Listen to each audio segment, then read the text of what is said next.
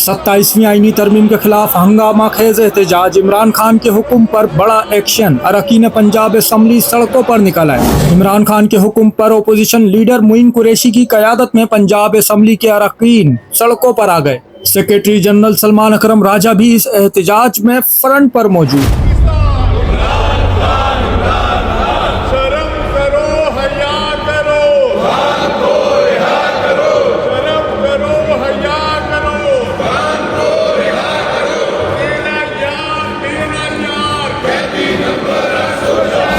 एहतजाजी काफिला पंजाब असम्बली से बराह रास्त माल रोड की तरफ बढ़ा। मीडिया से गुफ्तगू के दौरान अहम ऐलान भी किया गया। अरकान पंजाब असम्बली ने कहा, तहरीक इंसाफ और तहरीक तहफ़्फ़ुज़ आइन पाकिस्तान जो भी लाए अमल तय करेंगे वो बगैर किसी हिचकिचाहट के इसका हिस्सा बनेंगे। क्या 27वीं आईनी तरमीम के खिलाफ ये सबसे बड़ा एहतजाज साबित होने वाला है? कमेंट में अपनी कीमती राय से जरूर आगाह करें।